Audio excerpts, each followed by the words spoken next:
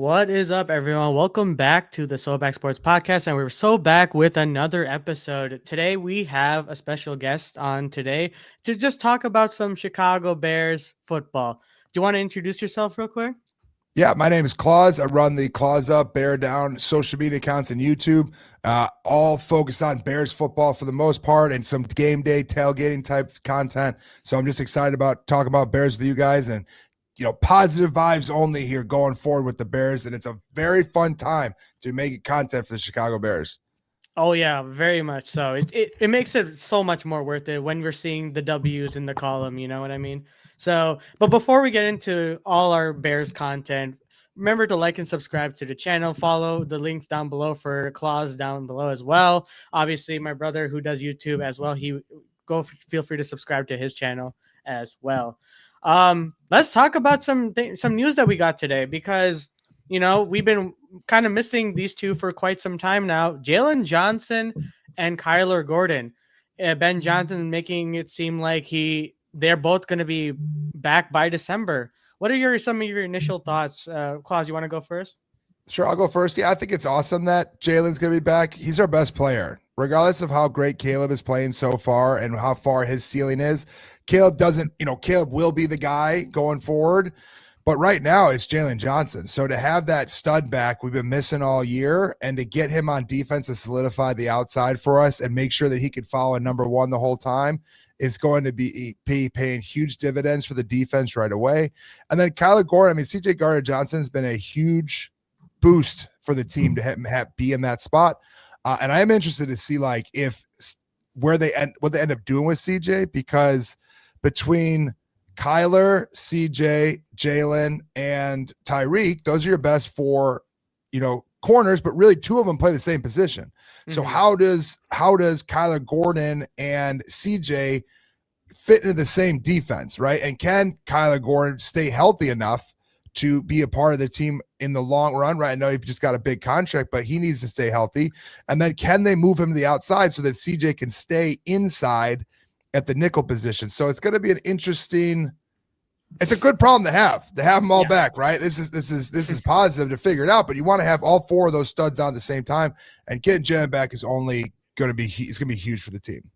Yeah. You nailed it right on the spot, because it's one thing because we, for quite some time, have been missing. The secondary has been a huge problem throughout the entire season. And, with the amount of times, teams would just go crazy on the passing game. But yeah, having that as our problem is, it's a good problem to have for sure. But, CJ Gardner-Johnson, I think it's going to be interesting because, he was brought in because of his experience with working with Dennis Allen as well. So I think it's going to be interesting. And Nahshon Wright, he's been serviceable to say the least. He's not the most ideal player to have when it comes to our corner, but it's he's a good depth piece per se. But I think let's go with you actually, because what are your thoughts on Jalen and Kyler Gordon and their potential return in December? Yeah, when we got the news after week 2, that's when Jalen Johnson got injured against the Lions. Yeah, I saw that they said that he will come back if the Bears are competing for playoffs. And as soon as I knew they were 6-3, or had a good record, I knew Jalen Johnson was going to come back. So it was only a matter of time. I've been telling you so. I've been telling you Jalen will be back if we're competing. He's a competitor. He'll be back. So he changes everything. He eliminates half the field. Not saying he's like Patrick Surtain or anything, but he is a top 5 corner in my opinion when he's playing, when he's healthy. So he definitely makes it a lot easier because, look, I think our defense is getting better when it comes to the front 4 or the front 5. Actually, front 4. But it's still not at the point where, it's getting pressure immediately. So we do need a corner to guard the best guy on the other opposing team. So I'm excited for Jalen Johnson to come back. Kyler Gordon's been a tricky one because he's been injured throughout the year. I think he's very, very talented, but I was always happy with that CJ Gardner-Johnson signing. I immediately told you, man, that he's going to make a difference. He's a difference maker. He's a Super Bowl champion. I've always liked CJ Gardner-Johnson. I think he brings a lot of moxie and a lot of fire to the team. He's already had 3 sacks. I mean, as a corner, that's crazy. And he's already made a lot of plays for our defense. Got that fumble on Jackson Dart that really changed the whole game. So yeah, like I agree with you, Claus. Like I do agree that it's a really good problem to have when you have a lot of good options when it comes to our secondary. I definitely think that when Jalen comes back, I think he'll come back maybe like, if I had to guess, he'll probably come back like week 14, week 15. So if the Bears can be serviceable without him, that would be great because then you can ease Jalen Johnson back into this defense, which really needs him. So yeah, I'm excited. I think this team could be really good. It could be really special with this addition of Jalen Johnson and obviously Kyler Gordon. I'm a little concerned about Kyler because he's, like I thought he's like very injury prone. Like I hope this is just like this year and then next year he's back to me healthy. But a little concerned. We did give him an extension, but again, when he's healthy, he makes his impact on the defense. So excited to see what the defense can do, man. Yeah, like especially with the news of like Asante Samuel being available. That ship has sailed as soon as he went to the Steelers, and I think that was probably not. That's definitely not one of the reasons because he actually decided to go to the Steelers before making his visit to Chicago, if I remember correctly. But I think it's going to be very much needed. And I don't think that I don't disagree with what you have to say when it comes to, he's very much needed. Like he is definitely much needed. It's just that easing him into the gauntlet of a schedule that we have is going to be a little bit tricky because now that we have the hard part of our schedule, I think maybe the easiest one, quote unquote, you can make the argument that it is the Cleveland Browns, or you can maybe even say the Vikings. But like at the same time, it's still a division opponent, it's still tough, but it's going to be very much needed. And I'm really looking forward to having a solid secondary. I'll be absolutely real. Especially when it comes to the fact that they keep getting turnovers, the turnover margin is still insane with the Chicago Bears with all these injuries. Like that just shows you how good like Dennis Allen's defense is and how the defense is still bought in, even though it's not perfect whatsoever. So let's move on to the next thing. And let's talk about the Giants game that happened last Sunday. Claus, I know you were at the game. I saw your vlog as well. Great work as usual. Thank you.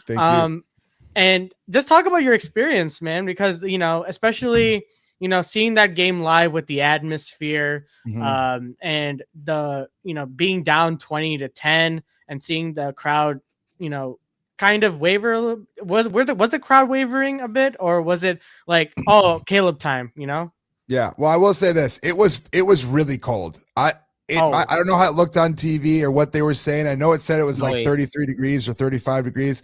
It did not feel like that in stadium. It felt a lot colder, and that wind was swirling from the minute we got out there, and the snow started right away once the game got going, and it was very, very cold. So the crowd was like, I would say, like everyone was really excited going in, but you could feel like everyone's pretty cold. It's a little quiet, but as the game started, it felt good as it got going. And then when they got down big, and Jackson Dart looked great, to be fair, right? Like he looked as promised to me, and I thought that he was running the ball really well, and he looked very slippery. And it was the crowd. They did lose the crowd for a while. And it kind of just felt like this is a Bears game. Like, of course, this is going to happen to the Bears. It just is what they do. They have a couple great weeks, and then they find a way to lose a game that they maybe are supposed to win. It's at home, and it just felt like the same thing. It's kind of the same story.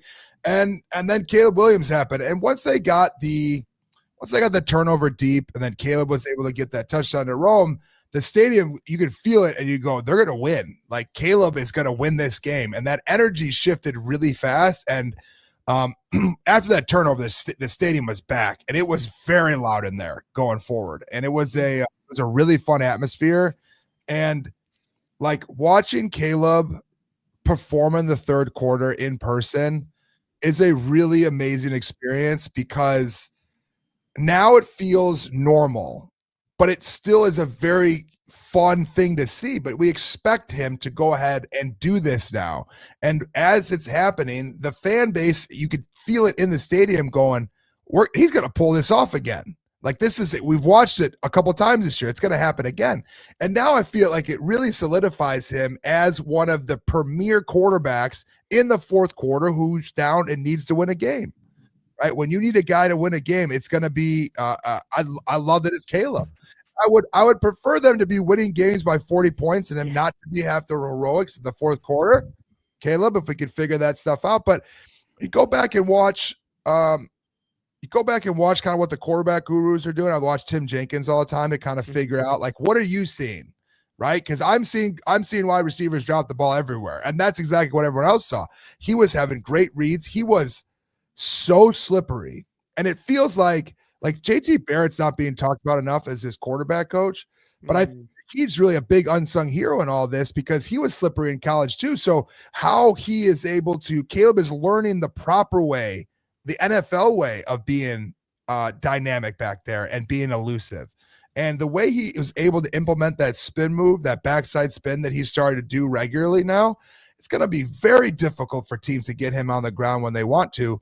And I think it's one of his biggest improvements of the year. We know that he is going to be a guy who can get to the outside and make things happen. But to see him do it regularly and they're not getting to him, right? They're getting their hands on him, but they're not bringing him to the ground.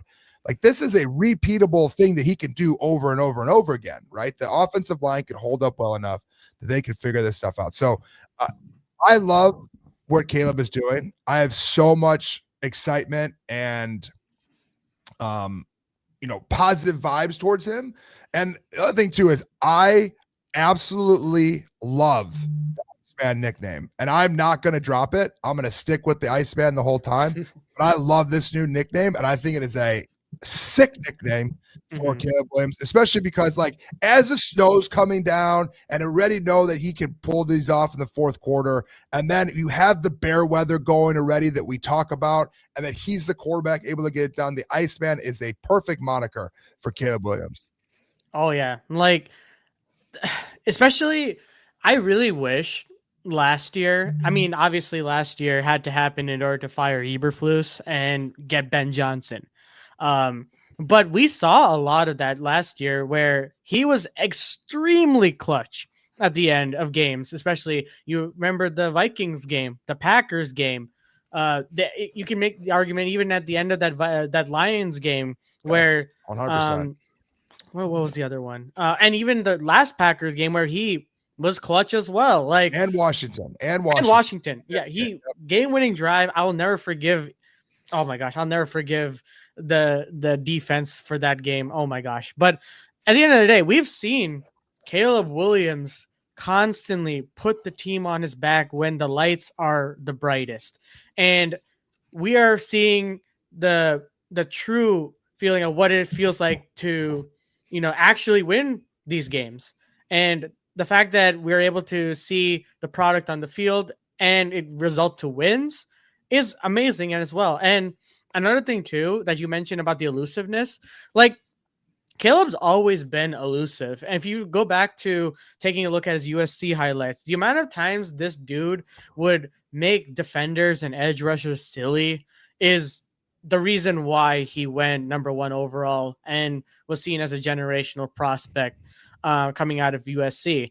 And that's something that, I'm like, I get it. It's a close games. But these are the type of games, the grimy, gritty games that like you come back in is what builds team culture. And while yes, we would prefer not to have a heart attack every single game. Me personally, I don't know how, like every game feels like I'm losing years off my life at this point. Yeah, it's crazy. But at the end of the day, it's like I mean, the wins like that, like, will come when it comes to more comfortability. And I still think that Caleb is still like trying to learn from this offense still, and everything is still a work in progress. We forget that this is technically his rookie season in a sense where, he's learning a completely new offense, new system, and he's doing a pretty good job in that as well. But Anke, let's go with you because, Yeah. you had a lot of things to say during the game, and rightfully so, because the Bears were not playing like their best brand of football for the first 3 quarters, which completely fair, but they ended up finding a way to pull it out. What are your thoughts during the game? What was going through your mind? Talk us through it. All right, so I think the biggest issue, like I like Caleb. I think he's great, and I think he's gonna be really good for this team. But the biggest issue I feel like for him is still accuracy. Obviously, not last game. The receivers did drop the ball. So, but I mean, we're still seeing him like miss like the easy throws, which I would just like him to clean up. But honestly, he was built for the moment, man. He was built for the moment. He put the team on his back and was Superman, and that's all you could ask for, and that's why you draft him number 1 overall, right? You don't draft him just to be a regular quarterback. You draft him to be the franchise guy to win you, save you games. When everything is not going well, you want him to go save you the game.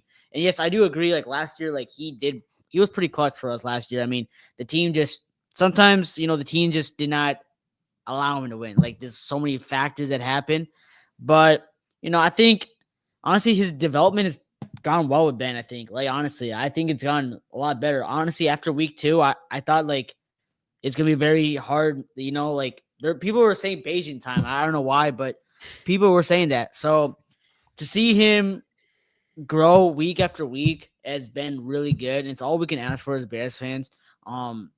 But yeah, I mean the biggest issues that it wasn't really the offense I had an issue with, is the defense. Like it just like. I don't know. I think Deshaun Wright's just so bad, bro. Like I think he's so unplayable. Like he gets cooked every play. Like I was just mentioning, I always like messaged about that because like it just pisses me off, dude. Like he gets cooked against like no name receivers. Like I know Darius Slayton's decent, but like how are you getting cooked by him every time? Like I think Tyree Stevenson's not been playing well either. Like the last 2 weeks, like since he's come back from his shoulder, he's not playing well either. But I think he will pick it up, because he's shown like he can play. But I have an issue with the secondary, obviously, but I know we're talking about Caleb, but that was why I was messaging you about the game. It's not really about the offense. That game is really about the defense. And I mean, look, I think DeAndre Swift, I know he's like a running back, but he's known for being a receiving back. He needs to catch balls. Like I saw his numbers. He has 8 drop passes this year. Like that cannot be happening. And you're getting dump off. You have to like catch those balls, because those can be difference makers, and those are drive killers. I remember he dropped like 2 on 4th down. Like that was a drive killer for us. Yeah, but it was just like it is tough though when the weather is also a factor. I agree. Like but we're in Chicago. But there's a thing. But the thing is, yes, that's a factor. But we're in Chicago. That's our home field. Like we're built to play in these cold weathers. Like to be a Chicago Bear, you have to. I'm just saying, like I understand like being built to it, but like they're not like DeAndre Swift's from Georgia, right? Like so like is he built to catch the ball? They don't know how to catch. Like they're not built for it yet, and they're going to have to figure it out. As a kid, not built for the cold weather. Like it's not fun out there. I'm telling you, it's not fun. Like it's cold out there in the game, and it's sitting in the game. I have people like I'm anti-bear weather. Put them in a dome. See what this team, a damn dome. Okay. People want to keep harping on this bear weather stuff. It maybe worked this week, but it was against the Bears as well, because they keep dropping the ball. But I want to talk about the defense real quick, because the defense is hurt. Like Deshaun Wright's not supposed to be on the field, right? You have your 2 of your best corners are out. Tyreek Stevenson's really a 2. He's not a number 1.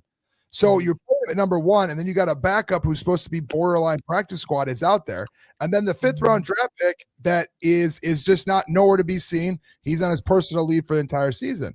So I think that those are excuses. It's legitimate things. Like they're trying to make do with what they have. I don't even think this is near what Dennis Allen's defense wants to be yet.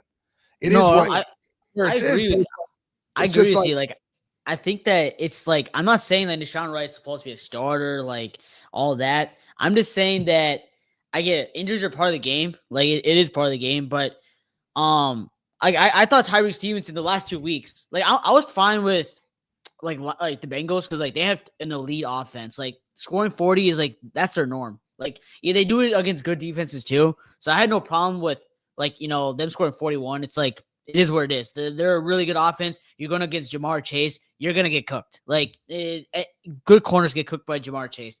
My only problem is that like we see flashes of Deshaun Wright play good. It didn't, and then against Darius Slayton, he just sucks. I don't know. There's something with Deshaun Wright. Hopefully that's why I want Jalen and Kyle to come back, because I think that when they come back, the defense will get a lot better.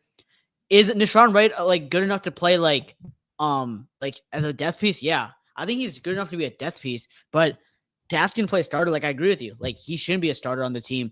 And I get it. They're making what they can, but I don't know. I'm just calling it out because he has been not playing good this season. Yes, he has interceptions, but when it comes to covering the receivers, they're always open against him. So that's just the observation I made at the game.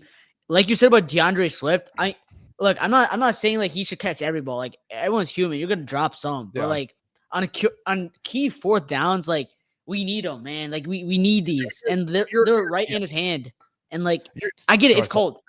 I'm dropping it. I'm dropping it. Like, but I'm not going to the NFL. So, and he's getting paid like millions of dollars. So like, I kind of want my running back to catch the ball, and he's known for being a receiving back. That's why. Yeah. That's why. I'm with you. I'm not trying to get. I'm just saying like I think that the bear weather stuff is overplayed because the Bears have historically lost in the weather. So I don't think that like.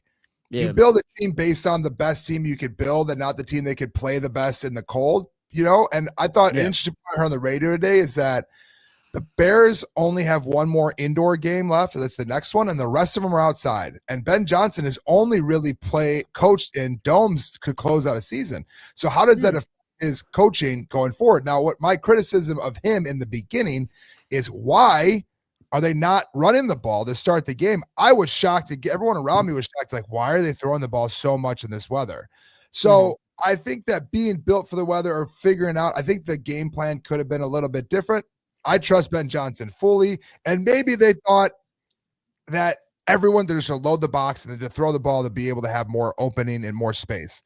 But I'm interested to see where the team development goes over the seasons, right? Not just this year, but the seasons, because I don't think that Ben Johnson has his running back yet.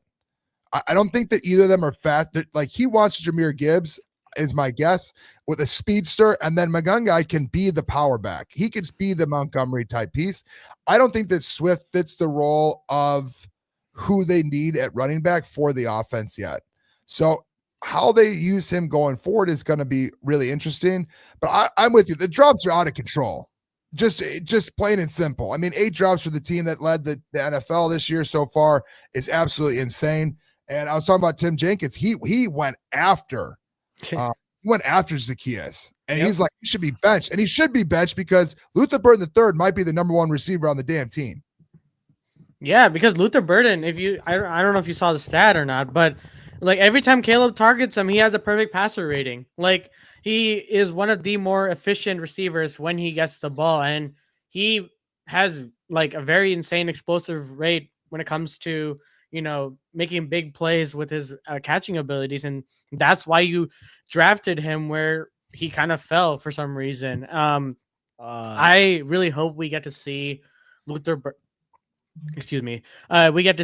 Burden more. We get more targets specifically because that flea flicker at that my brother and I were at that game, and that was like the only game this year besides the Saints. We were also at the Saints game too. Like those are the 2 games that we went to where we absolutely it was more than just a 1-score game. Those are the only 2 games. But at the same time, like that Cowboys game was definitely my favorite one of them all because of the fact that we were targeting Luther Burden more. And we saw so many explosive plays, and the Bears currently are top 5 when it comes to explosive plays. So top number 1. Oh, number one now. Oh Yes. shoot. Yep. Most explosive offense. They have like 10 more explosive plays than Buffalo. Oh, that's. I think that we got to use Hmm. DJ more and more, man. Like we have to use him more. I Like the mean- fact that he has 400 yards is just it actually like pisses me off, man. Like how's a guy that had 1,300 yards 2 years ago and then he had a decent season last year, like 960. Caleb Williams rookie. Okay, I get it, but how is he like? This is crazy, man. Like they have to feature him. He's the number one still on the team, man. I don't care. Like Rome keeps dropping the ball. Whenever DJ gets the ball, he makes a play. You have to get him involved, man, in the offense. I don't understand he'd have why. more yards if he made more plays. Yeah, But he's a really good player. I don't understand it. Rome, he gets open, but he drops it some of the times. But that's why you drafted him in the first place. No, you had to get those reps in. Okay, then trade DJ. I don't know why we're not trading him. Then. Like, Yes, we should trade him then.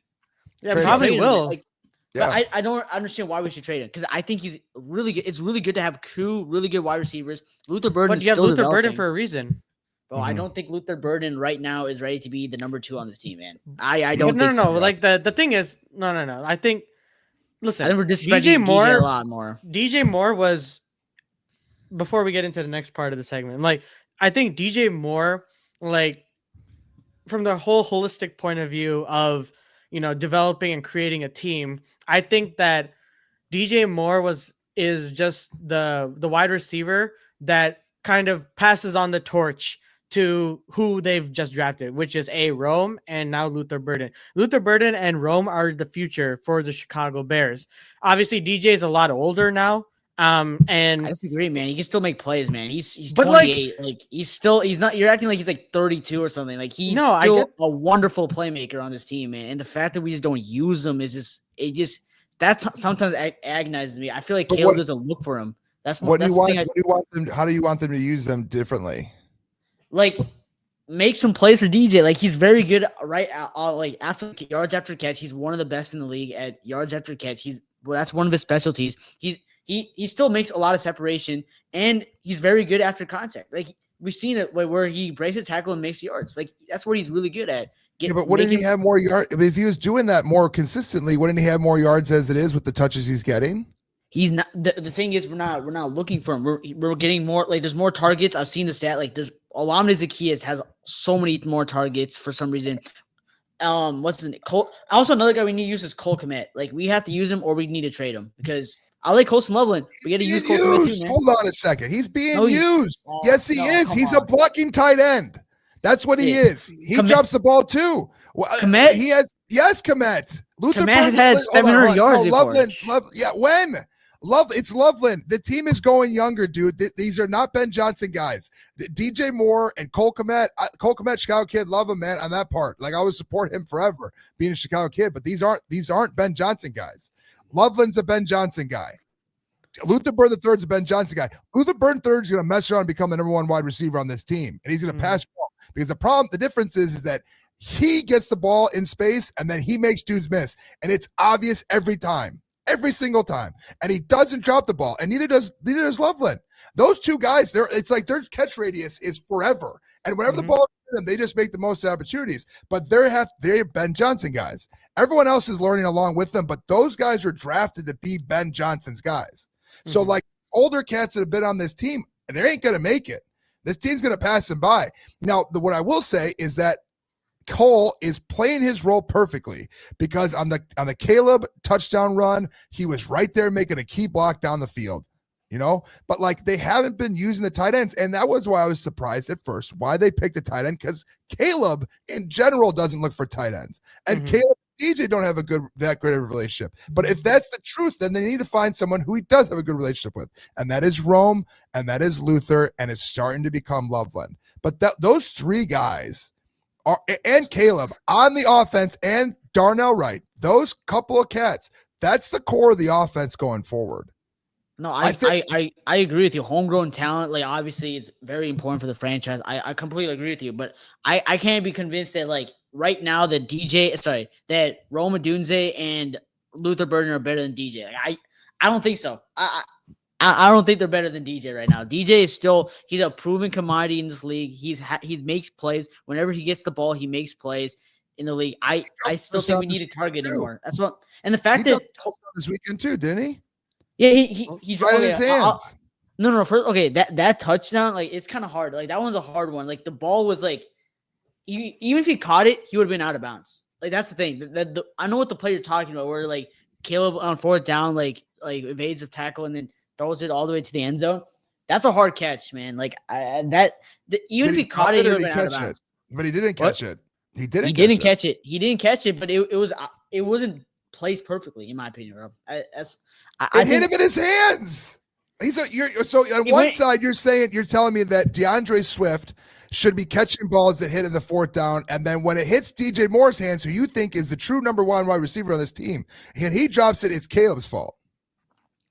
The ball was thrown where he couldn't, even if he caught it, he couldn't been in bounds either way. Either way. Yeah, the ball was here, dude. Like, either I saw way, it live. I saw it. Catch it. I mean, I was there. He was at the game. It was in the end zone. Yeah, I saw it on the TV. End zone. All right, that's fair. But it's like they all had a couple of drop skis, right? We could just say the team was having a couple drops going on. A bad game. A bad game. But I just think that I don't believe that DJ is in the long-term plans of the Chicago Bears. Yeah. I also have to agree with that as well. I think the DJ more respect, man. This Bears fan base, man. Like, listen.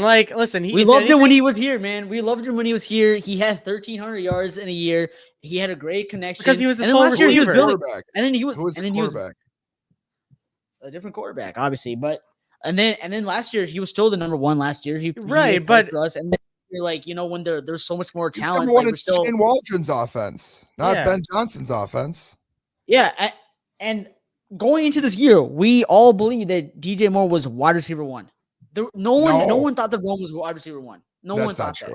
I don't think that's true. I think a lot of people were calling for Rome. I feel like both of it wasn't like a majority. We did an episode on this. We both said that DJ Moore was a wide receiver one, man. No, we said that Rome was definitely going to be taking the mantle for sure. I don't disagree with you guys. I think DJ I think Rome and Luther are the future. I agree. But for this season, man, let's use DJ also, man. That's all I'm saying. He's a great weapon we should use, man.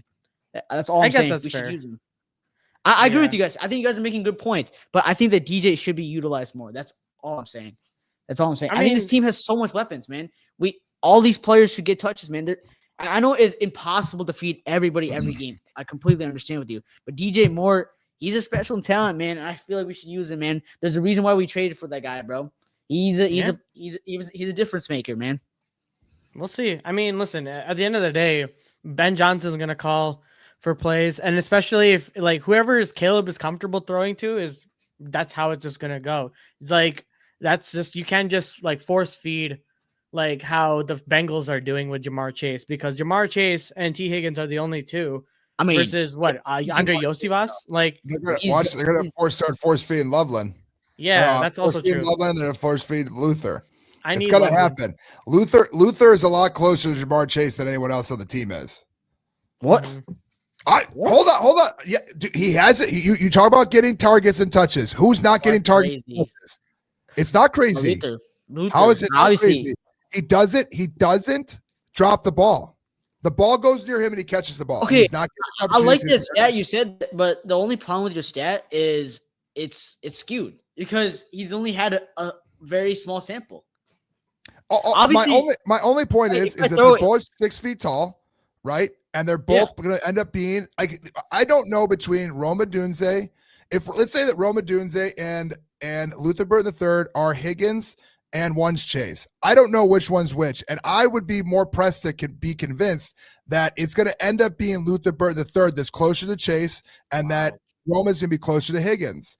Now, I love Rome. I love them both, right? But I'm just kind of watching what I'm seeing, and I'm looking at a guy who's not getting targeted very much, and that when he gets an opportunity, he's great off the first juke, and he does not drop the ball. And that's what it feels like when Jamar Chase gets targeted. Now, Jamar Chase is an elite route runner too, though. He's an elite route runner. He's in year 7. Yeah, but Jamar Chase, even when he came to the league, was really good at route running. I'm not saying. Yeah, but they're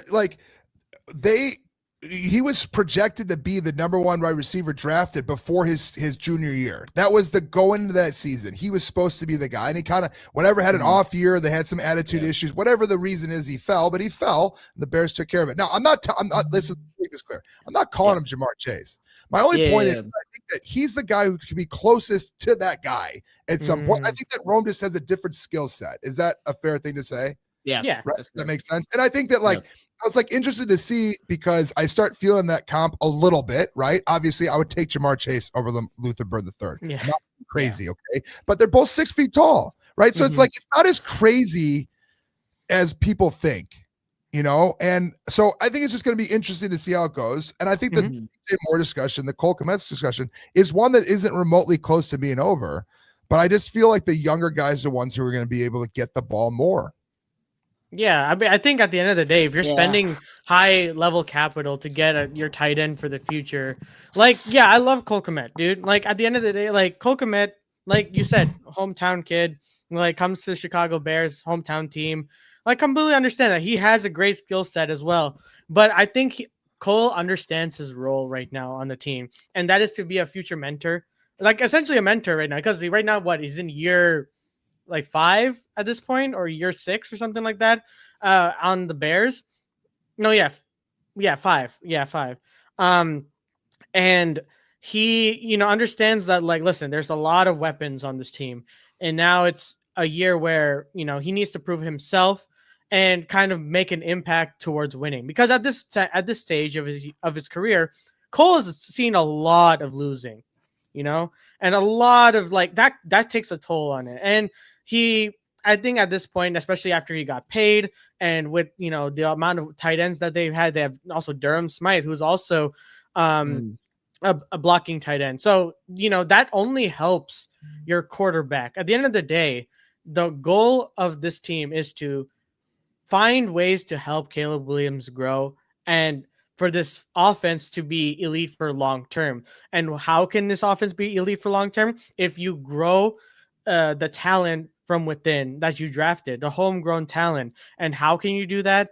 By leaning on your veterans that have been on this team. Cole Kmet, Durham Smythe, for Caleb Williams, Case Keenum. They did a really good job in bringing in the veterans. If you're talking about wide receivers, DJ Moore has been in the league for what now, 7 years, 8 years now? So he's going to be targeted as much as possible, but at the end of the day, he's just going to be another weapon for us to eventually help develop the wide receiver core for the future. And you both make good points. And I think, okay, if that's the case, then why do we give DJ Moore that extension? Because at the time he had a career year. Yeah, but he's a franchise guy, though. He's the franchise receiver. He was a franchise guy before they got Rome, before they got Luther. They had Rome. They had Rome on the roster when he got the franchise. Was it last season? Yeah, it was last season during Hard Knocks. He got it. He was supposed to be the guy.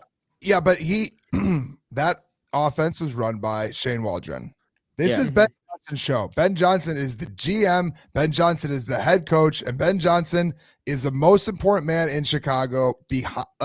With Caleb right behind it, but the Caleb's only going as far as Ben Johnson can figure this offense out and take him. But I believe and trust Ben Johnson to do whatever the hell he wants with the team. And so what he's telling Ben knows more than me. He's telling us, the plays are telling it. They're showing it right now. They're telling you what they think of guys based on the targets they're getting. Mm-hmm.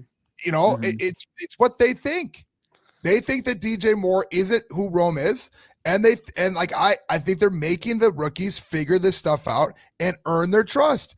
And Zacchaeus is losing his spot every day. Zacchaeus is going down on that depth chart. And Luther Bird III, every time he touches the ball, it's electricity. Every time. Okay, so I just want to see him get it going. Yeah, look at Chicago Sports Podcast knowing what he's talking about here. Luther fights every inch. Luther catches every ball by him, and the rest of these guys aren't doing that. Now Zacchaeus is the one boom, get out of here. He's done. Yeah. Done. Luther needs to be on the field over him. And I'm not making the case for DJ not to get be off the field, but I just think that there's a lot of value in him still. And if you believe the future is between those two guys, then those are the guys who should be getting the touches. Yeah, and I really liked the Zacchaeus signing when it first happened because we got him for like dirt cheap as well from the Commanders.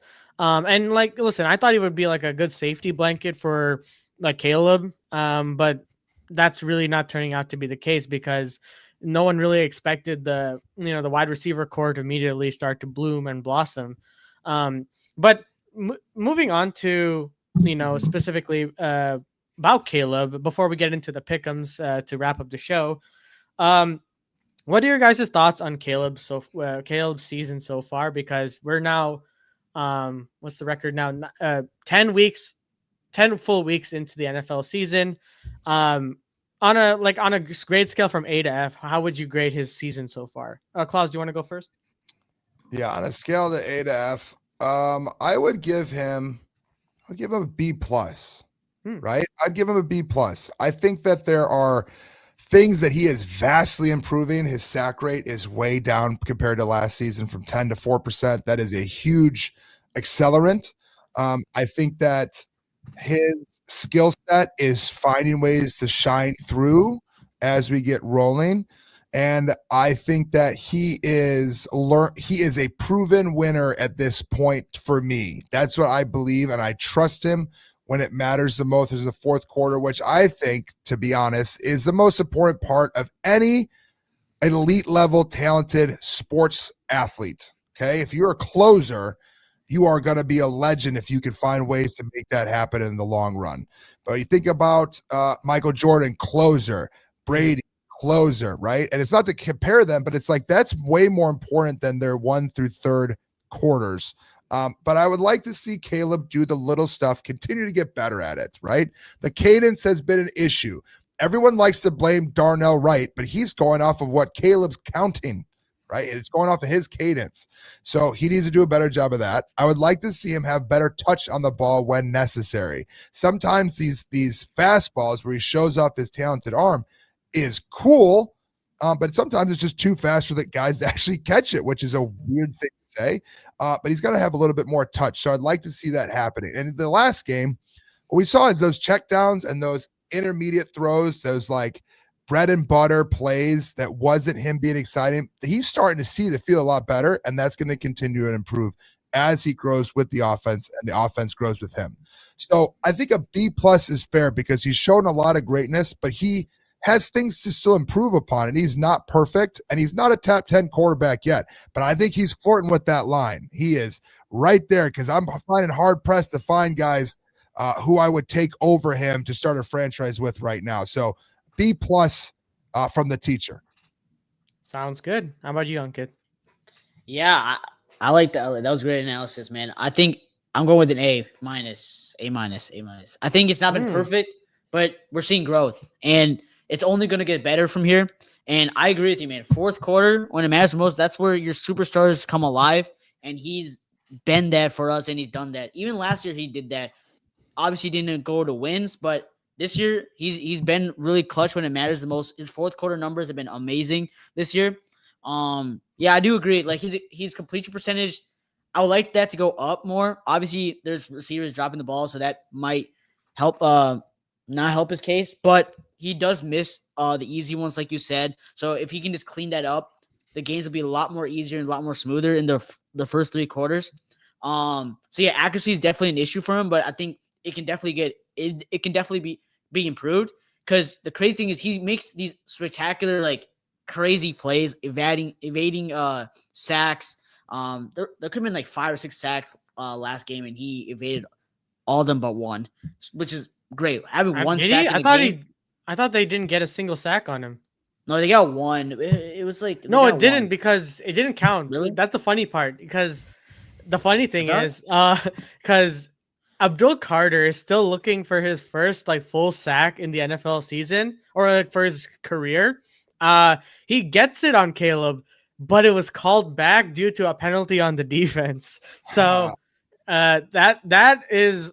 Like, that's why the Bears ended the game with Caleb ended the game with 0 sacks in the game, because I mean the Giants committed a penalty. You're right. He had 0. My bad. Okay, that's even better. He did that was great. That was great that he did it in that cold weather too. Really good. So honestly, he's getting better than that because he led the league last year with 68. So that's a great improvement, like you highlighted. So yeah, if he just improves the easy throws on those, he cleans that up. I'm fine with it, man. I think he's gonna. I think he can only get better for him. And so yeah, I like it. I like where he's at right now. So yeah, I'll give him an A-, man. I'm actually gonna be. Listen, I 100% agree with both of you, and I'm gonna be a little bit harsh, a tiny, but just a little bit. I'm giving him a B. Like, listen, and I feel like that's a little bit fair. Just for the sole purpose of like, yes, 100%, the positives are all there. He's showing absolutely that he's improving as a quarterback. Playing in rhythm, utilizing play action well. You know, trusting his receivers. And utilizing his legs at times, which I really wish. And my brother has also mentioned as well. Like, I really do wish that he uses his legs more. We saw that a lot in the last game. Like, that's all we really ask. Like, if you see an opening and everything is covered, just go and take the easy first down. You know what I mean? Like, I completely understand the feel and need, because he is such a talented quarterback where he can make those tight window throws and put the zip on the ball that you rarely ever see a quarterback ever do. Because the fact that it was so cold in that game, and the fact that that ball was going near like Super Saiyan, like going like more than 50, like 60 miles per hour at this point, like in like with that much zip on line drive, dude, the end zone, like the fourth down play you both were talking about, like the fact that he was able to get that off, and that like tight window, yes, it was a little late, but it was like precision was there. The amount of times we've seen that is crazy, but I do really want to see him, take those those gimmies a little bit more. I do really want to see him take like those like easy first down opportunities. I think that will come with time.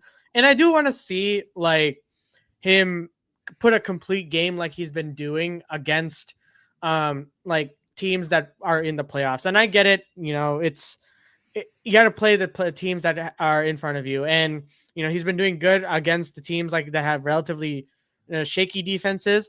But if we see we're going to be seeing the next couple 8 weeks now, where he's going to be going up against a lot more higher level competition, like especially Brian Flores, Detroit, the Green Bay Packers, 49ers, Steelers, like the whole 9 yards really, and even the Eagles as well. So if Caleb continues to do that, I think that B would probably go to an A at some point. But as of right now, I'm still sticking with the B. I think he's doing really good for year 2 quarterback, especially with a new head coach and a new offensive coordinator, a new staff. I think he's doing a pretty solid job. I just need to see a little bit more of the easy thing. Just take the check down sometimes. Just take like the first downs, and things will go your way as well. But yeah, I mean, let's move on to the next segment of this podcast, and it is the pick'ems. Because, oh boy, I've been kind of the one thing about the NFL this year, and Klaus, I wonder what your thoughts are, is that it's just so unpredictable. Like, I feel like I know everything and know nothing at the same time when it comes to the NFL. But yeah, tomorrow, Thursday Night Football. Yeah, that's crazy. Yeah, I agree with you. The funny thing is, like, the Bears get ridiculed for beating bad teams, but then when the Bills lose to Miami, there's no one's falling apart. It's like, oh, they just game, it's okay. But like when the Bears beat bad teams, they're just bad teams. But I'm with you. Just saying, we'll get to this pick 'em. I agree with you. I'd like to see what it's like. Like, you got to beat Minnesota this week, and then like you're gonna still play Cleveland. Like, Cleveland's defense is really good. Like, and then you have to play the Green Bay Packers twice that held Philadelphia to a low scoring game. So let's get to these pick'ems. Yes, sir. Do you want to go first? Who do you got for Patriots Jets? Are we just picking a straight up winner? Yeah, I mean, yeah, sure. What are your thoughts on that? I'll pick the Pats. Pats. Okay. Yep. How about you, Ankit? Yeah, I got the upset here, bro. I got the Jets, man. Yeah, it's a division game. You think the Jets will do it, bro?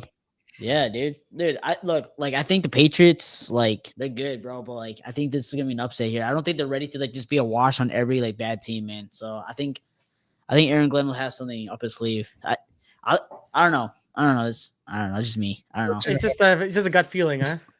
It has a good feeling, man. It's a good feeling. I don't know, I'm No taking- personal reasons. No personal reasons. But I got the Yeah. I got the Jets winning this one, man. Yeah, I mean, as much as I would like to pick the Jets, dude, that'd be so funny if the Patriots lose to the Jets. That'd be hilarious in so many different levels. But I just can't see it. The Patriots just looked good all season so far, and their schedule is so nice. Yeah, they faced the Bills, but they face the Bills every year twice. So, like, I don't know. I really Patriots. wish. Like, who do they play next Big week? schedule. Who do they? Yeah, Who do they play next week? Oh, they play the Bengals, and the Giants. Oh, yeah. I yeah, mean, they literally gonna have lose. I think they're gonna lose to one bad team, and I just have a feeling it's on Thursday Night Football. It's a weird game. Like, I feel like people are overlooking this game. Like, the fact that they're a 13-point favorite. I don't think that they're ready to be that good of a team where you can be a 13-point favorite on an NFL team. I'll be okay with that if the Chiefs or the Bills are a proven team, but the Patriots being 13-point favorites is just. It's crazy, man. So I think this is an upset. I'm going with the Jets for this one, though. Like, that's my reasoning. I just don't think the line is crazy, in my opinion. Yeah, The line. I would pick the Jets in the line. yeah. Yeah. Ooh, To that'd cover. be- Yeah, 13.5. I mean, I'm going to pick the Patriots to win the game, but the 13.5 is a lot. Mhm. Yeah. It's a big line in the NFL. Yeah. And then we got the last international game of the season in Madrid at 8:30 in the morning. Who really wants to get up and watch this game, guys? Like, who wants to watch Commanders versus Dolphins? Not me, but if I'll be up and I'll have it on. I'm going to say I'm gonna pick a favorite again, but I think Miami. I like what they did against Buffalo. I think that's a good thing to build off of. Yeah. I don't know, something I like that logic a lot, but it's the Dolphins. That's the thing. Sure. Like for some reason they'll like lock in against like who did they beat before that? It was like they beat the Falcons. They beat the Falcons, but the Falcons are another story entirely. Weird but- team. But they beat the Bills. Like I get it's a division game, but like really, like, but I don't know. Both of these, it's like trash versus garbage. Like I don't know what to pick because both these teams. I like the Dolphins better. I'll take the Dolphins just because I do not like the Commanders anymore. So Yeah, I'm out on Commanders big time. yeah. Yeah, I don't know why, but I got the Commanders for this one actually. I like your picks, bro. I like your moxie on these. Let's keep that rolling. The Commanders. I feel like Mariota had a pretty decent game last week, and I don't know the Dolphins. I don't know, like they're not. I'm not really sold on Tua. I think McDaniels is going out this year. Like I think he's done. So, and it's also an international game. Like when it's an international game, it's like a 50-50 game. So I'm going with the Commanders on this one, but I could definitely see the Dolphins winning it. But I got the Commanders. We got a division game, Falcons, Panthers. For some reason, AFC South games are just like either it'll be one of the most like elite games you'll ever see, or it will just be like the worst game you'll ever see in your entire life. Like it's no in between. It's just. But who do you guys got? I'll take the Panthers in this one. I think the Falcons are trending in the wrong direction. I think they're about to have a regime change down there already after 2 years. I think they've gambled and they have lost. Yeah. Gambles. Yeah. And I just think that they're going the wrong direction. And I kind of just trust the way the Panthers are trending. Yeah. Yeah. I hope the Panthers lose just so that, they're fighting for like that 7 seed with us. So I hope they lose. Oh, true. But I got, but I got the Panthers winning, but I hope they lose because like it just makes it easier for us to fight because it'll be us and the Niners and the Panthers, I think so. For that 7. So give me the Panthers to win this game. I'm leaning Panthers, but you know what the crazy thing is? Like the fact that the Falcons literally took edge rusher Jalen Walker and then proceeded to trade up in the first round to get a James Pierce, I think. Or was that the second round? No, that's right. I mean, that's right. I think they lost. They traded a first round pick to give it up. They don't have their first round share. It's a top 10 pick. Yeah, they don't have their own pick. And wait, that means the Rams are a top 10 pick, and they're one of the best teams. They can but get their. McVay's gonna trade that away, dude. He hates them first round picks. Yeah, I don't get it, dude. But it's crazy. I mean, I think it's crazy. Atlanta, they put themselves in this position for 2 young edge rushers. I wish they had one of those guys, but it's like imagine having a first round quarterback, first round quarterback, a first round tight end, a first round wide receiver, 2 first round edge rushers, and being 3-6. Yeah, and a first round running back too. Yeah, and being crazy. Oh my god, dude. But yeah, I'm taking the Panthers. Oh yeah, that's I think this is the first one we all said the same thing. So yeah, but Bills. This feels like a game of the week. Sorry for cutting you off there, but this feels like a fun game. Yeah, I really like both these teams. Honestly, I love Baker a lot. Big Baker fan over here. So, who do you got, Klaus? I'll take the Buffalo Bills. Interesting pick. Oh, it's at home as well too. So yeah, I mean, it's I don't look at. I think the way I look at Miami, I kind of feel the same. I said this earlier, but I think that Buffalo. I mean, it was a letdown game last week. I think they get right. Too damn good to have 2 terrible games in a row. Yeah. How about you? Oh yeah, talk to me. Yeah, I got I like the Bills pick, but I got the Bucks winning this game because I don't know. I think Baker. I don't know. I think their offense is getting a little healthier now. I don't know. I think the Bills. I'm not really sold on the Bills this year, man. Like I think they've had one good game, which is against the Chiefs, but I don't know that they're not the same. I feel like their defense has not been that good this year. I mean, they shut down the Chiefs, which is really good. That was a good win, but other than that, like they let Miami run all over them. Bucky Irving might be back this week. So wait, I heard he was probably he was practicing, but I don't think he's gonna play. He's doubtful, according to Todd Bowles. Even then, man, I still got the Bucks, man. Oh, dude, I don't know. He's on my fantasy team man. too. Sneaky feeling, dude. The fact that Bucky Irving's been on my fantasy. Oh my gosh, I'm so sad. That sucks. Yeah, Bucky Irving. Shout out Illinois. He's a Chicago kid. Yeah, he is, and we got our own Bucky Irving and Kyle Monungai, so I'll take it. But yeah, like both these teams are coming off of bad losses to AFC East teams, actually. So, I mean, the Buccaneers was more like respectable than the Bills' loss was, but I think both these teams. That's why I think you're right, Klaus, because this is going to be a really fun game because both these teams have something to prove, and they're both 6-3 as well. So I'm going to be a contrarian in this one. I'm going to take the. Wait, did you say Bucks? Yeah. Then I guess I'm not a contrarian. Then dang it. But yeah, I'll take the Bucks. I like Baker coming back, and with Egbuka, that offense is going to be fun to watch. Hopefully, at least. But yeah, we have the AFC South. Oh God. Division game. Texans, Titans. Who do you got? This is just a dumpster fire of a game. I'm gonna pick. Let's have fun. Let's pick the Titans to win this one. 2-8 incoming. 2-8. Cam Ward show. Let's go. Yeah, one name I've not heard in all the media is Cam Ward, man. They got to go one of the that's crazy. He's the number 1 pick, and we haven't been talking about Cam Ward. But anyways, I got the Texans winning this one. The defense will win this game for them, man. Their defense is crazy. Their defense will win them the game. So I got Texans. I think that's what's the saving grace for the Texans this year. The Titans, they had their one win against the Cardinals, and I remember watching that game too. And Jesus Christ, dude, that collapse was next level. That was like a monumental collapse from the Cardinals. But I listen. I think Cam Ward in general just didn't get any coverage because even when he got picked, no one talked about him, unfortunately, because he went to the Titans, dude. There's not really much to talk about in Tennessee, and it was kind of. But I feel like if Caleb went to the Titans, dude, I feel like if Caleb went to the Titans, Daniels went to the Titans, I feel like they would have been talked more. It's just talent in that draft class are just not that good. That's exactly. That was my point. Yeah. Exactly. I'm gonna take the Texans. I don't.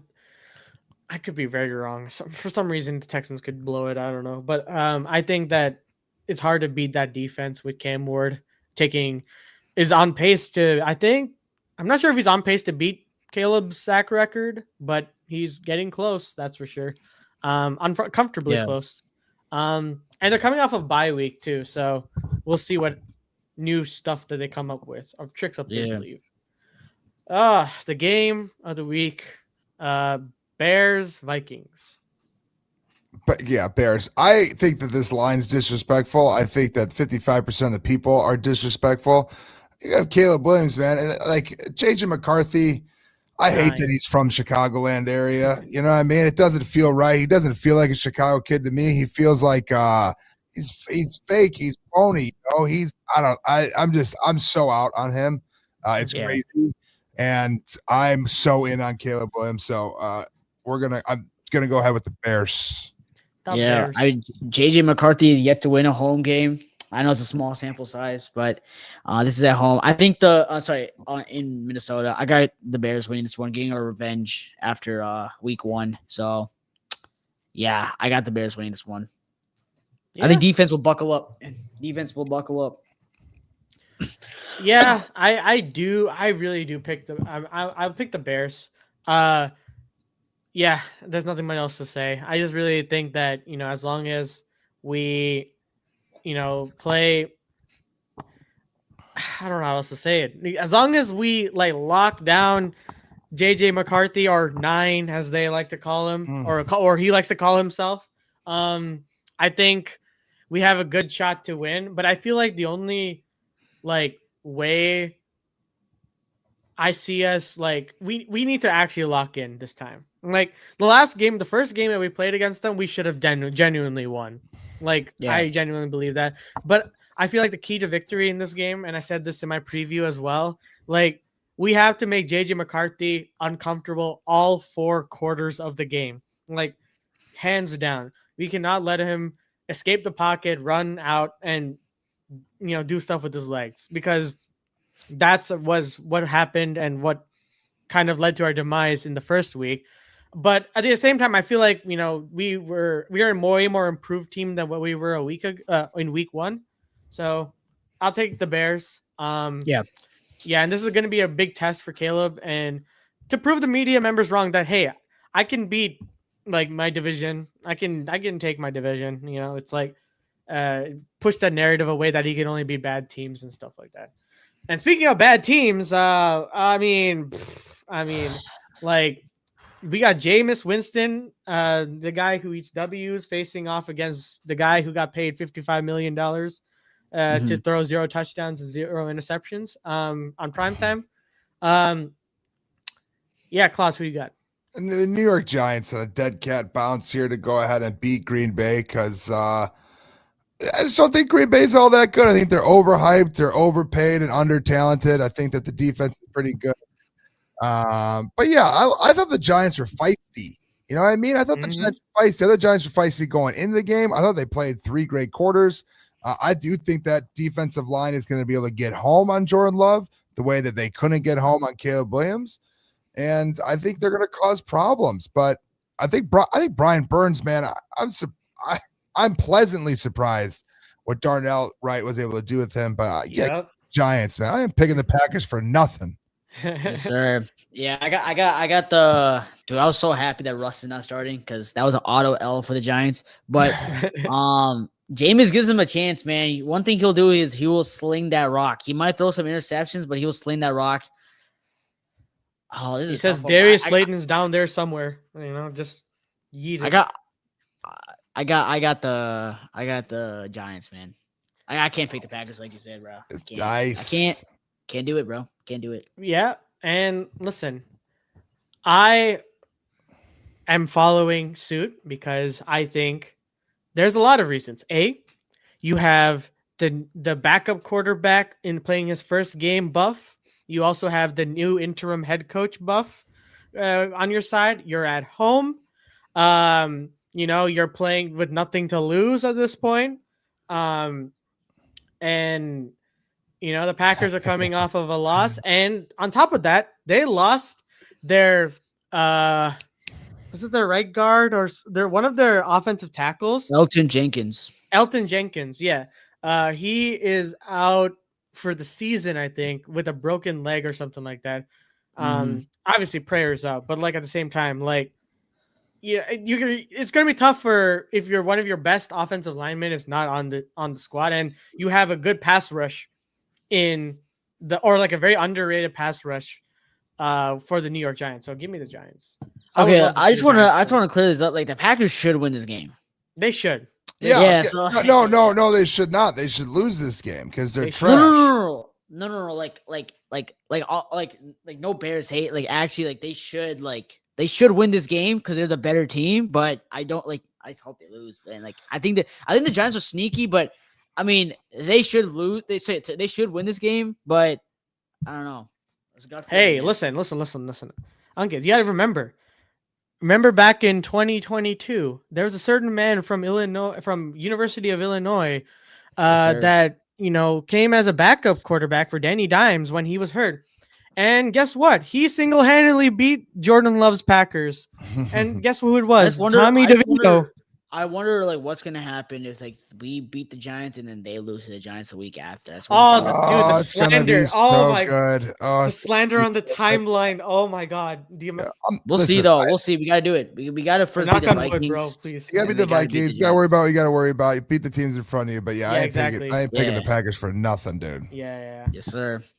All right, but now another. Oh God!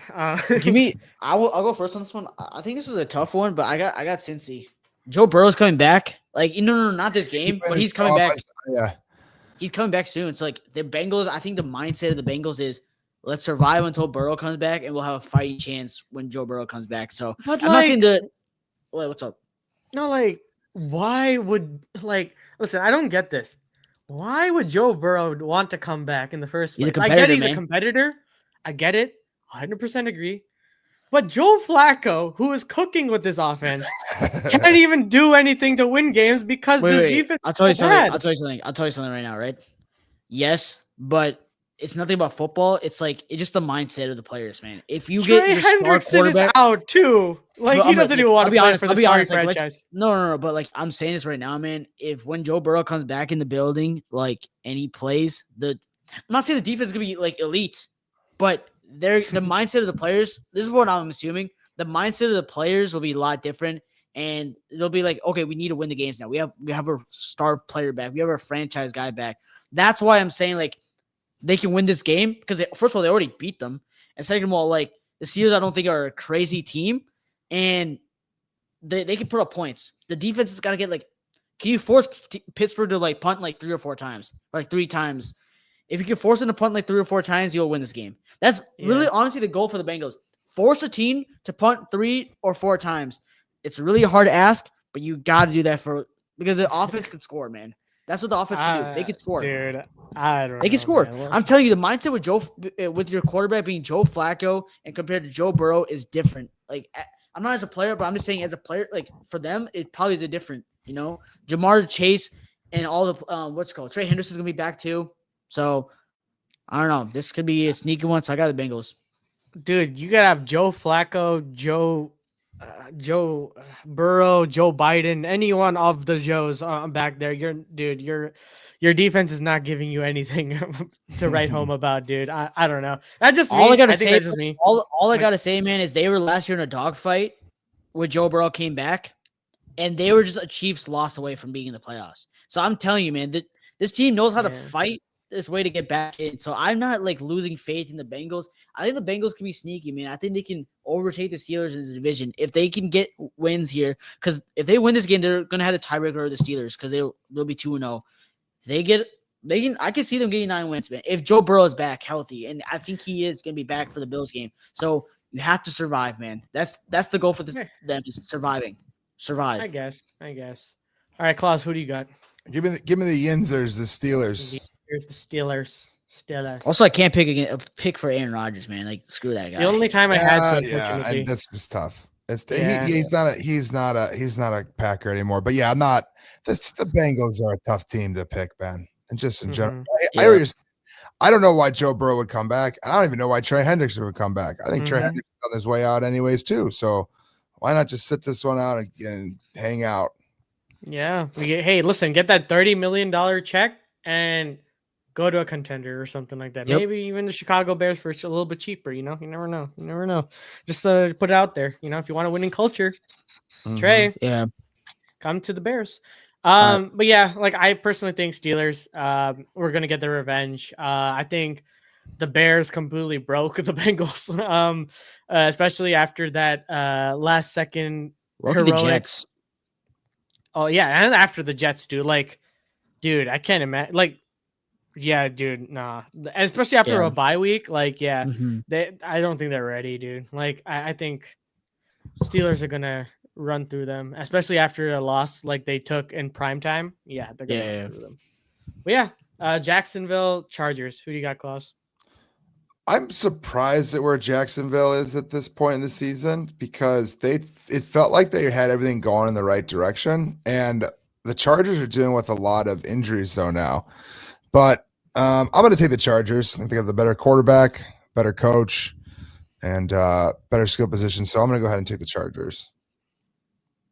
Yeah, I got the Chargers too. I think the Jacksonville Jaguars are on their way out, man. So yeah, I think it was a fun really run. broke them, man. Like they had such a big lead against the Texans, and I don't know. I don't think they can come back from that game. So give me the Chargers. Yeah.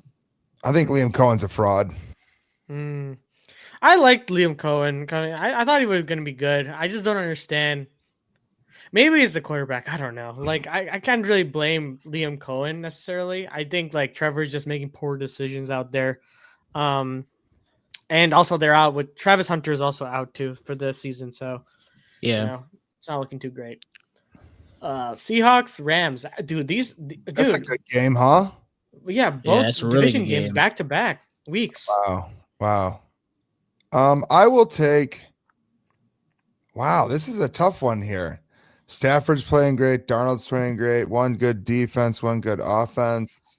I think Seattle's a complete team, was what it feels like. I'm gonna take Seattle. Yeah, I'm gonna take Seattle. I think Seattle's had a really good. Has been really good this year. My one thing about Seattle is like the Bears, like they haven't really beaten any good teams, in my opinion. So this is a big test for them. But I got the Rams winning this one. They got the MVP in the league, in my opinion, Matthew Stafford this year. Stafford's been amazing. He's putting up Madden numbers, and I think this is a really good. This could really help Stafford's case of being MVP if he wins this game. So, I got the Rams winning this one. Wait, didn't Seattle face the Lions this year, or am I tripping? No, they didn't. Okay, then I'm tripping. They lost their losses this year to Baker and the Niners. So that's who it was. Okay. All right, completely different teams. But I don't know. I really like both these teams. Both these teams have been like really fun to watch, honestly. Jackson Smith and Jigba, and then Puka Nacua, really fun to watch. And it's also like a return for Cooper Kupp to LA. It'll be fun. I'm taking the Rams though. And Matthew Stafford. I've always liked Stafford, even when he was on the Lions. Like he's a good guy, great guy. I hate how Detroit's treating him, especially after they faced each other in the playoffs. So Stafford will always be someone I respect. So I'm going to take him. But I really do like Darnold a lot. Darnold is cooking this year. Yep. But yeah. Cardinals, Niners. Before, sorry, quickly, one thing. I don't know what the 49ers have going on in the locker room, or like what sacrifices they're making to have all these injuries become like an infirmary and be 6-4 or like have a positive record. Like the injuries that they have, like as a team, are like generational. Like it's insane. And yet Shanahan, despite all the odds, is willing this team to be 6-4 in the NFC. Like that's just me. All right, Klaus, you can go ahead. And it's wild. I mean, like Mac Jones has been able to actually play some good football, and good team still. And Arizona is a weird team, right? Like they're a trade Kyler Gordon or release him or whatever the hell's going. Kyler Gordon, Kyler Murray, right? That's just a wild place to be. But yeah, I'm gonna pick San Francisco on this one. Yeah, I got San Francisco too. I'm gonna be the contrarian. I'm gonna take the Cardinals in this one. Jacoby Brissett. He doesn't have Marvin either in this game. That's true, but they have Trey McBride instead. I'm calling a Trey McBride legacy game. Hopefully yeah. Oh God, the toilet bowl. But except for mainly just the Browns. That's all. But this is gonna be an interesting game. Baltimore and the Browns. I think what's going to happen in this game is the Ravens are going to destroy them, and then it's going to be Shedeur time. This is going to be actually Shedeur time, bro. Like, I'm ready to see Shedeur play. That's a good point. I'm ready to see Shedeur play. I feel like Gabriel's so bad, dude. Like, actually get rid of him. Like, I think that Shedeur dropped because of his pops and not because of him. And maybe because he didn't take interviews seriously and they thought he was just automatically a top 15 guy. But yeah, I want Shedeur play. I mean, why are they not letting him play? It doesn't make any sense to me. Stefanski just hates him for some reason, I guess. So crazy. I mean, there must be something else going on with film room or whatever it is. I'm going to pick Baltimore on this one. Yeah, I also got Baltimore too. I feel like they're on the come up. Their defense is locked in. Lamar's back. Like they're gonna win the division now. That 1-5 was just was a smoke screen. Like, that was not a 1-5 team the Bears played. Yeah, that's the thing. I'm like I get we were yes, we were like kind of slandering, Tyler Huntley and all that. But like, keep in mind, their defense is way healthier than us, dude. They're playing against Tyler Huntley was like throwing darts against our fifth string cornerback, dude. Like, yeah. Let's go. Yeah. Now you. Just checking something. Yeah. Sorry. Chiefs, Broncos. No. I was just checking some notifications. Okay. I'm gonna pick. I'm a D1 Bo Nix hater. I'm just a hater on all the quarterbacks that aren't Caleb Williams in his draft class. I'm gonna pick Kansas City. Yeah, I got the Chiefs easily winning this game. I don't think the Broncos are that good. I think their defense is amazing, but I don't think their offense is good enough to go against the Chiefs. Fraud alert. Dude, you know what is such a disservice, and I hate it, that they're making a comparison of this, is that they're comparing this Broncos team to the 2018 Chicago Bears, and it just boils my blood because I feel like I get it. Trubisky I see the comparison. No, I do. I see the comparison. I understand what you mean. Super elite defense and mediocre offense. But man, I don't like the idea of comparing Bo Nix to Trubisky. Man, Trubisky's our guy, dude. Like, it's like I think. I didn't watch Trubisky, bro, but I think Nix is better than Trubisky. And no. I mean, I'm saying it doesn't feel right. I don't know. Something about it just does not feel right. I don't like this. Like, don't disrespect Maserati Mitch, bro. Like, don't you dare. But anyways, I got the Chiefs. I really hope Mahomes and the Chiefs put Denver in their place. Just because I'm kind of tired of the Bo Nix propaganda that's been going around. So, Detroit and Philly. I'm all about the Eagles-Chicago Bears alliance. This is where I'm at. I love the alliance. I think this is a fun thing to be a part of. We have handled the NFC East for the Philadelphia Eagles, and the Eagles are going to handle the NFC North for the Chicago Bears. Give me the Philadelphia Eagles over the Detroit Lions. Okay. Wait, I'll say your mic is kind of. My mic is doing it? Yeah. I don't know if it was just me. That right now? Yeah, still doing it.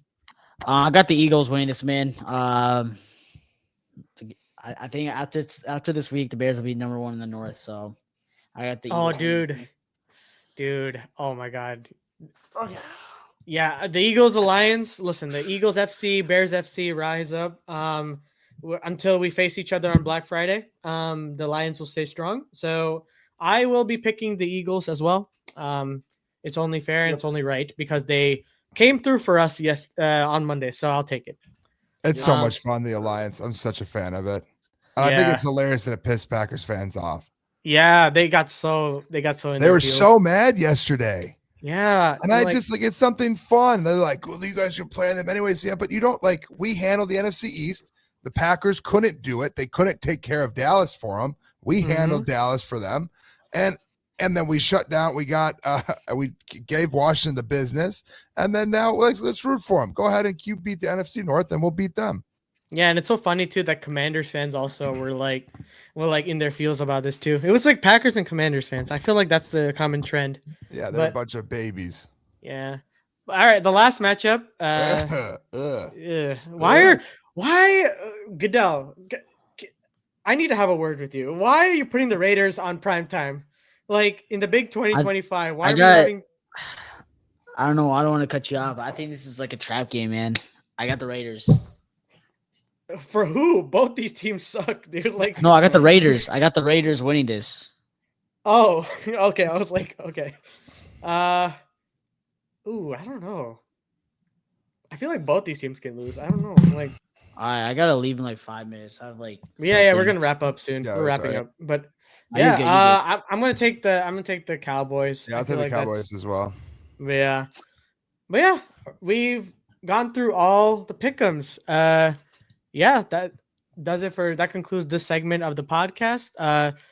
As usual, thank you guys again so much for watching. I appreciate every single one of you that has been in chat specifically. And, obviously, shout out to Claus for coming through last minute. And, this was a great time talking with you, and especially having you on the pod, and looking forward to having you on sometime soon as well. Yes, sir. Yeah, thank you guys. It's a lot of fun. It's good banter. If anyone who's still watching and you're watching it, you follow me on Claws Up, Bear Down on TikTok, Twitter, and you on Instagram, and then subscribe on YouTube to Claws Up, Bear Down to lock into all Chicago Bears content. Yes, sir. His content is really great. Very fun to watch as well. And he goes live as well. So heck yeah, dude. Appreciate everyone for tuning in. Thank you guys again so much for watching Bear Claw. And as always, guys, we'll see you guys in the next one. All right.